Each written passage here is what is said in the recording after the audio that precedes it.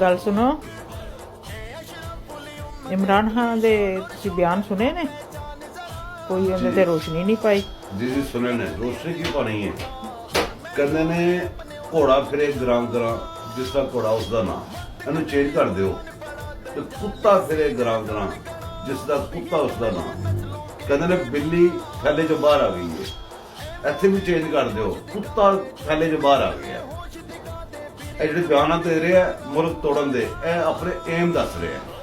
ਕਹਿੰਦਾ ਜਦੋਂ ਕਹਿੰਦਾ ਨਾ ਮੇਰੀ ਕੌਮ ਇਹਦੀ ਕੌਮ ਕੀ ਕਾਦੀਆਨੀ ਹੁਣ ਇਸ ਮੁਲਕ ਦੇ ਵਿੱਚ ਪਾਰਲੀਮੈਂਟ ਨੂੰ ਕਾਨੂੰਨ ਪਾਸ ਕਰਨਾ ਚਾਹੀਦਾ ਹੈ ਕਿ ਇਸ ਮੁਲਕ ਦੇ ਜਦੋਂ ਫੈਸਲਾ ਹੋਵੇ ਬਾਕੀ ਫੈਸਲੇ ਜੋ ਮਰਜ਼ੀ ਗੰਦ ਘੋਲਣ ਪਏ ਇਹ ਪਲਾਟ ਖਾਣ ਵਾਲੇ ਜੱਜ ਜਦੋਂ ਇਸ ਮੁਲਕ ਦਾ ਫੈਸਲਾ ਹੋਵੇ ਉਦੋਂ 5 ਕਾਦੀਆਨੀ ਬੈਠ ਕੇ ਫੈਸਲਾ ਨਾ ਕਰਨ ਉਦੋਂ ਪੂਰਾ ਫੁੱਲ ਕੋਰਟ ਬੈਂਚ ਬੈਠੇ ਕਿਉਂਕਿ ਪਖਸ਼ਨ ਦਾ ਮਸਲਾ ਹੈ।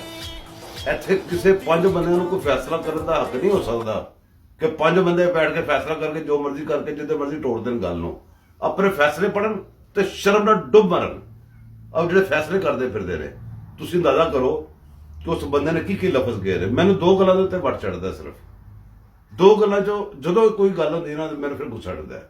ਇੱਕ ਜਿਹੜਾ ਬੰਦਾ ਜਿਹੜਾ ਕੁੱਤਾ ਮੇਰੇ ਨਬੀ ਤੇ ਭੌਂਕੇ ਇਹ ਕੁੱਤਾ ਜਦੋਂ ਭੌਂਕਦਾ ਮੇਰੇ ਨਬੀ ਦੇ ਦੀਨ ਤੇ ਭੌਂਕਦਾ ਜਾਂ ਜਦੋਂ ਬੰਦਾ ਪਾਕਿਸਤਾਨ ਤੇ ਭੌਂਕੇ ਉਸ ਬੰਦੇ ਨੇ ਜਿਹੜੇ ਲਫ਼ਜ਼ ਗਏ ਨੇ ਉਹ ਲਫ਼ਜ਼ ਸੁਣ ਕੇ ਸਾਡੀ ਫੌਜ ਇਹਨੂੰ ਲਿਆਉਣ ਵਾਲੇ ਸਾਰੇ ਜ਼ਿੰਮੇਦਾਰ ਨੇ ਇਹ ਨਹੀਂ ਕਹਿ ਰਿਹਾ ਇਹ ਲਫ਼ਜ਼ ਇਹਦੇ ਨਹੀਂ ਗਏ ਇਹ ਲਫ਼ਜ਼ ਇਹਨੂੰ ਲਿਆਉਣ ਵਾਲੇ ਦੇ ਲਫ਼ਜ਼ ਨੇ ਉਹ ਜ਼ਿੰਮੇਦਾਰ ਹੈਗੇ ਨੇ ਇਹਨੂੰ ਹੁਣ ਤੱਕ ਸਪੋਰਟ ਕਰਨ ਵਾਲੇ ਦੇ ਲਫ਼ਜ਼ ਹੈਗੇ ਨੇ ਉਹਨਾਂ ਦੇ ਏਮ ਹੈਗੇ ਨੇ। ਇਸ ਮੁਲਕ ਦੀ ਜਦੋਂ ਕਿਸੇ ਪਟੋਰੂ ਨੂੰ ਫਾਂਸੀ ਹੁੰਦੀ ਹੈ ਇਸ ਮੁਲਕ ਦੀ ਜਦੋਂ ਕੋਈ ਜ਼ਿਆਦਤੀ ਹੁੰਦੀ ਹੈ ਉਹ ਜਦੋਂ ਪਤਾ ਚੱਲਦਾ ਬਾਅਦ ਚੋਂ ਅਮਰੀਕਾ ਨੇ ਕਰਾਈ ਸੀ ਅਮਰੀਕਾ ਨੇ ਆ ਕੇ ਨਹੀਂ ਕੀਤੀ ਹੁੰਦੀ ਅਮਰੀਕਾ ਨੇ ਉਹਨੂੰ ਟੰਗਿਆ ਹੁੰਦਾ ਉਹ ਸਾਡੇ ਇੱਥੇ ਹੀ ਬੰਦਿਆਂ ਨੇ ਟੰਗਿਆ ਹੁੰਦਾ ਇੱਥੇ ਬੰਦੇ ਸਹੂਲਤਕਾਰ ਬਣੇ ਹੁੰਦੇ ਨੇ।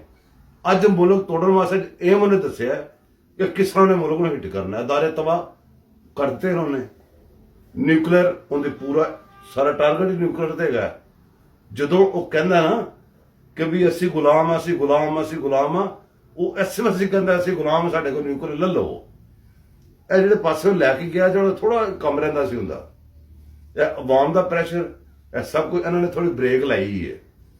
ਇਹ ਜਾ ਉਧਰ ਹੀ ਨੇ ਜਾਣਾ ਨਾ ਉਧਰ ਹੀ ਗਿਆ ਇਹ ਸਿਰਫ ਬ੍ਰੇਕ ਲਾਈ ਹੈ ਕਿਉਂ ਆਵਾਮੀ ਪ੍ਰੈਸ਼ਰ ਦੀ ਵਜ੍ਹਾ ਤੋਂ। ਇਹ 1 step back then go forward ਇਹ ਉਹ ਫਾਰਮੂਲਾ ਇਹਨਾਂ ਨੇ ਰੱਖਿਆ ਹੈ। ਉਹ ਕੁੱਤਾ ਭੌਂਕਦਾ ਫਿਰਦਾ ਉਹ ਇਸ ਮੁਲਕ ਵਿੱਚ ਹੈਗਾ ਮੁਲਕ ਤੋਂ ਨਸਿਆ ਨਹੀਂ ਹੋਇਆ। ਦੂਸਰੇ ਬੰਦੇ ਜਿੱਥੋਂ ਮਰਜ਼ੀ ਪਤਾਲ ਚੋਂ ਕੱਢ ਲਿਆਉਂਦੇ ਨੇ ਉਹ ਕੇਪੀ ਕੇ ਬੈਠ ਕੇ ਕਿਉਂ ਰੌਲਾ ਪਾ ਰਿਹਾ ਪਤਾ ਕਿ ਜੇ ਬਹੁਤਾ ਮਸਲਾ ਬਣੇਗਾ ਪਰ ਅਫਗਾਨਿਸਤਾਨ ਨੂੰ ਨਿਕਲ ਜਾਊਗਾ। ਵਸਾਇਲ ਸਾਡੇ ਇਸਤੇਮਾਲ ਕਰ ਰਹੇ ਆ ਹੈਲੀਕਾਪਟਰ ਸਾਡੇ ਇਸਤੇਮਾਲ ਕਰ ਰਿਹਾ ਗਾਲਾਂ ਸਾਨੂੰ ਕੱਢ ਰਿਹਾ ਦੀਨ ਸਾਡੇ ਤੇ ਹਮਲਾਵਰ ਹੈ। ਇਹ 5 ਜੱਜ ਜਿਹੜੇ ਨੇ ਇਹਨਾਂ ਨੂੰ ਚੈੱਕ ਕਰੋ ਜਦੋਂ ਹਮੇਸ਼ਾ 5 ਹੀ ਰਹਿੰਦੇ ਨੇ ਜਿਹੜੇ ਫੈਸਲੇ ਕਰਦੇ ਨੇ ਇਹਨਾਂ ਨੂੰ ਚੈੱਕ ਕਰੋ ਕੌਣ ਹੈਗੇ ਨੇ ਕਾਦੇ ਨਹੀਂ ਨੇ ਕਿ ਦੂਸਰੇ ਨੇ ਇਹ ਜਿਹੜੇ ਬੰਦੇ ਉੱਤੇ ਬੈਠੇ ਨੇ ਦੂਸਰੇ ਵੱਡੇ ਮਹਿਕਮੇ 'ਚ ਇਹਨਾਂ ਨੂੰ ਵੀ ਚੈੱਕ ਕਰੋ। ਇਹ ਬੰਦੇ ਜਦੋਂ ਸਾਡੇ ਆਇਨ ਨੂੰ ਨਹੀਂ ਮੰਨਦੇ ਸਾਡੇ ਦੀਨ ਨੂੰ ਨਹੀਂ ਮੰਨਦੇ ਸਾਡਾ ਨਾਮ ਜਾਲੀ ਤੌਰ ਤੇ ਇਸਤੇਮਾਲ ਕਰਦੇ ਨੇ ਤੇ ਸਾਡੇ ਸਾਰੇ ਫੈਸਲੇ ਵੀ ਕਿਸ ਤਰ੍ਹਾਂ ਕਰ ਸਕਦੇ ਨੇ।